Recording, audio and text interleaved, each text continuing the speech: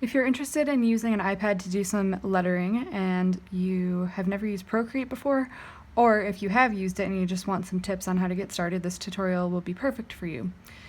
So you need to have an iPad Pro and an Apple Pencil, and you also need the Procreate app, and you can get the Procreate app on the App Store.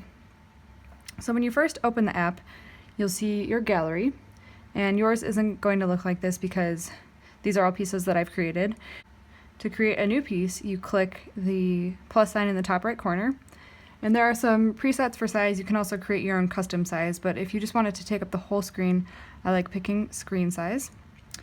So that will create a new piece, and it will start out as just a blank canvas.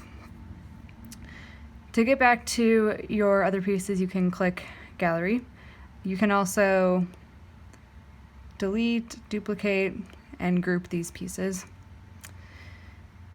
This is our color wheel in the very top right corner. If you click the dot in the top, it brings up the color wheel, and you can change the color of your brush. We'll look at brushes a little bit later.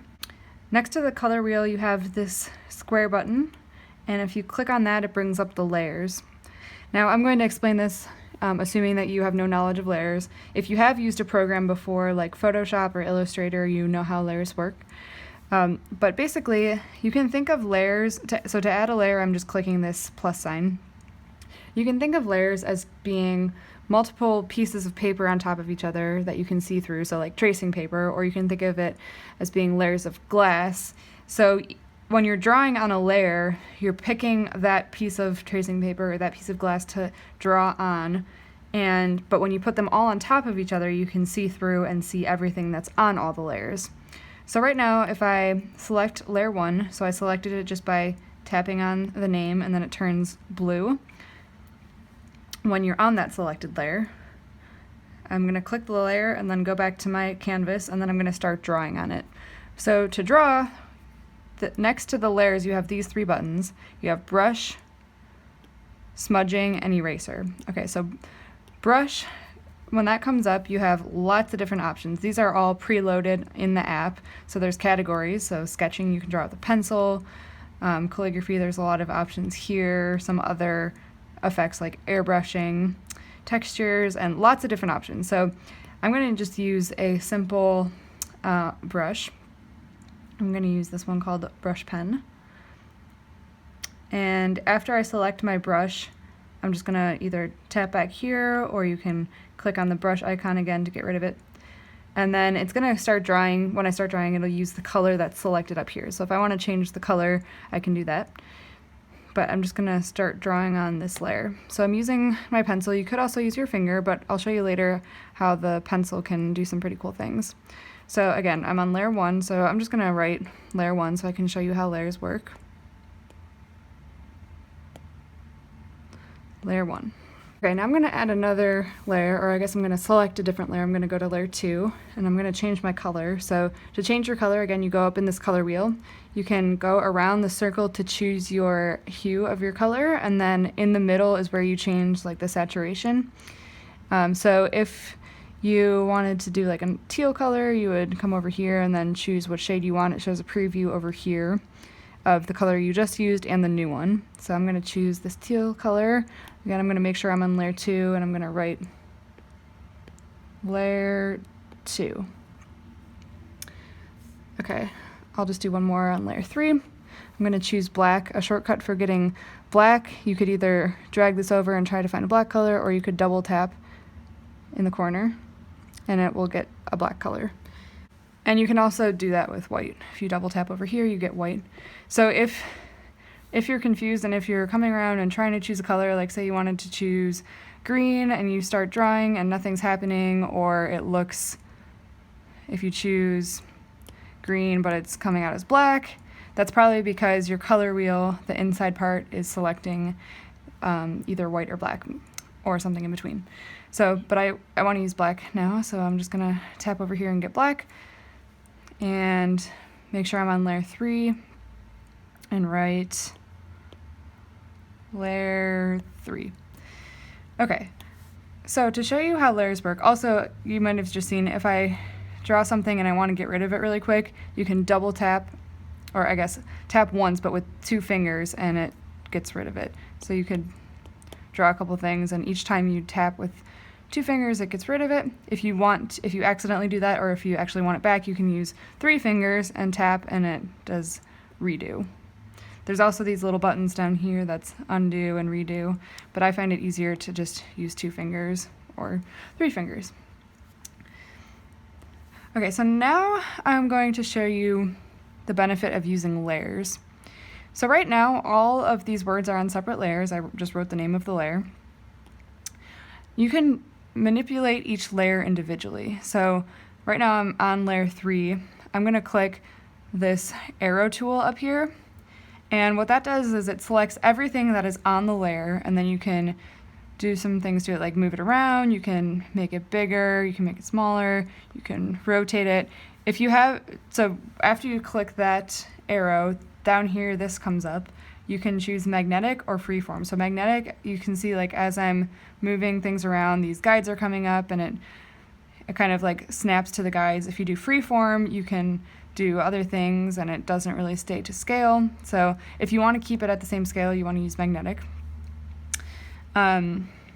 So right now I'm moving this around and I'm going over top of these other layers. Click on the arrow tool again to deselect it. If you wanted to just choose part of a layer, you can use this tool next to the arrow, so it kind of looks like an S, and you can use that to draw and select certain parts of the layer. So if I wanted to move this 3, you can draw your circle around it, and then after you select the area, then you click the arrow tool. Let me do that again. Click the arrow tool, and now I'm just moving that part.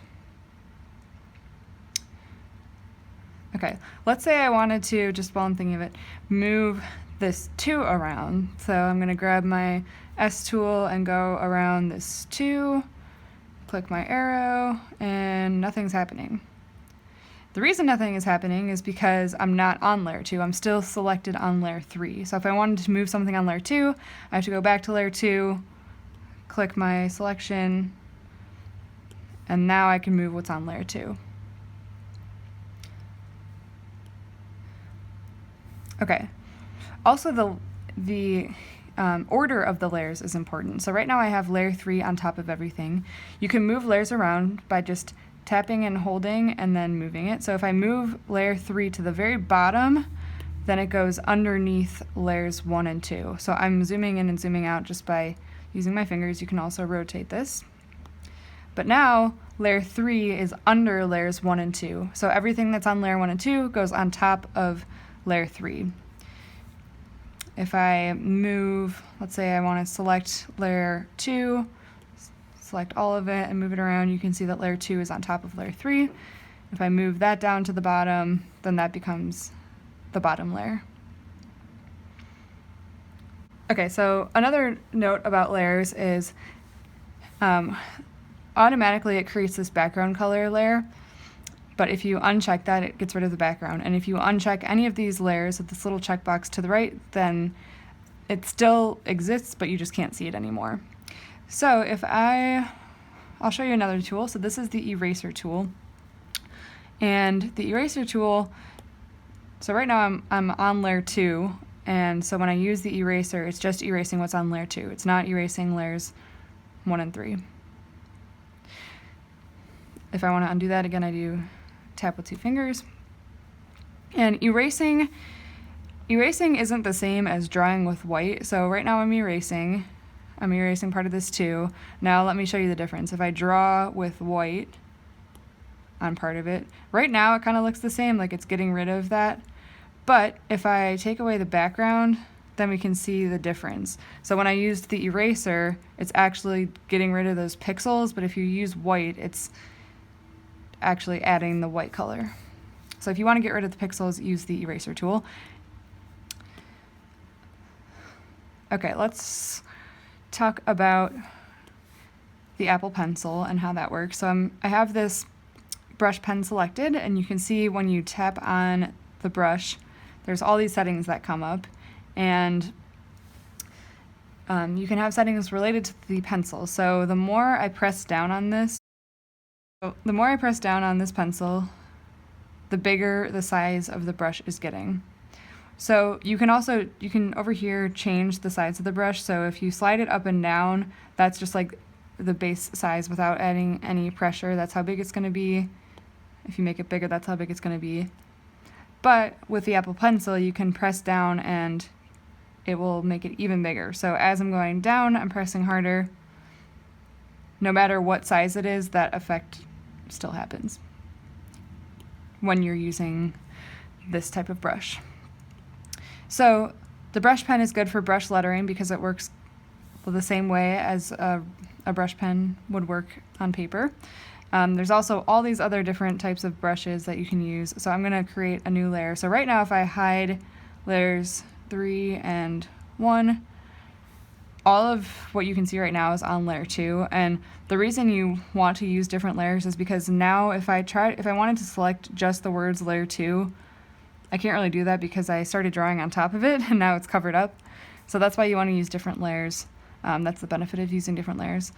But let's go to a new layer. So I'm just hiding everything that I had. You can change the brush. So this is one of my favorite ones that I like using. Just changing the color, and you can see this one has kind of a texture to it. And this one, the harder I press down, the darker it gets. So again, this is the size adjustment. So with this brush, I can also make it smaller. And you can also change the opacity. So if you go all the way to the top, it's going to be darker, like not as see-through. And if you go slide down, it'll be more see-through. The last tool up here at the top is the smudging tool, and you can also, so with a brush, smudging tool, and eraser, you can choose which brush you want. So if I chose the eraser, you can erase and it'll create this pattern. But the smudging tool is pretty cool because, well, I'm going to draw some other colors on top of here. The smudging tool blends everything together. So when you draw over these areas, it's blending together those colors. Okay, so now that I've showed you the basics, let's create a simple piece. And I'm going to just delete all of these layers because I don't need them anymore. Or you could just create a new piece altogether. So we're going to create something that looks like this. This was the first piece I showed you. And so first we're going to create our background. And I'm just going to choose this airbrush type brush, and I'm going to choose a couple colors like blue, purple, and pink. And I'm just going to use my airbrush and make it kind of big and just draw some colors down. You can overlap it a little bit. If you wanted to use the same color that you already used once, you can tap on it and hold, and then it brings up like this eyedropper tool. So right now I'm selecting the pink, right now I'm selecting the purple. Another way to save a color is when you go in your color palette, you can just tap one of these squares at the bottom and then you can use that color. So right now I have like an autumn themed palette up. Or you can just choose a new color from the color wheel. Okay, so just create some watercolor looking background, and then I'm gonna smudge it all together. Okay, so I'm gonna use my smudging tool and make it kind of big, and then just go over some of the areas so there's not any harsh lines.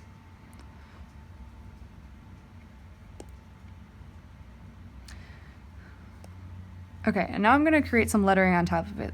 So there's a couple of ways you can do this.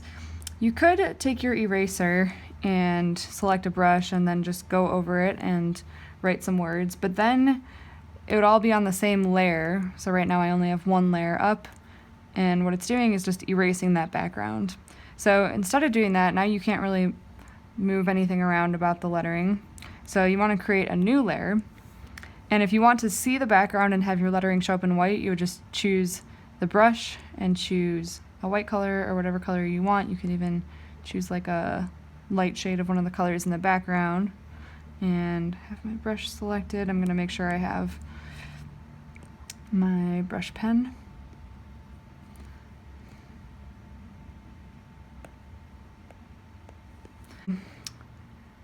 make the lettering have these colors in it, what you would do is make a new layer on top and then fill this layer. So to fill the layer, you tap on this little square right here, and if you click, so there's some options here, you can rename it, you can select the layer, all these different things, but to fill the layer with the color you have selected up here, you just click fill layer and then it makes it a solid color. Now I could use the eraser on top of this layer, and when I erase, it shows the background. So that's a pretty cool effect. You can erase the top layer, and you can also change the opacity of the layer. So if you wanted to kind of see the background behind it, you can slide this. So I just clicked on this N up here and changed the opacity. So now you can kind of see the background, but you can also see the lettering. You can also duplicate layers. So if you slide this to the right and duplicate it, it just makes two versions of the same layer. So right now I'm moving one of them around, and that's pretty cool to make some shadow effects. So once you're finished with your piece, in order to save this as a picture, you go up here to this wrench icon, which brings up some actions that you can do. And if you click share, you can save the image as one of these file types. I usually use the PNG, and then you can save the image to your camera roll. Something else that's really cool is if you go to video, it's automatically recording a video of everything you're doing, so all the strokes that you're making. You can, if you click the replay, it'll show you everything, but you can also export that video. So I'm going to click replay, and it'll show you everything we just did, sped up really fast. So that's pretty cool to see everything. And once again, this will save automatically, so next time you open the app, if you wanted to go back into this piece, you would just click on it here.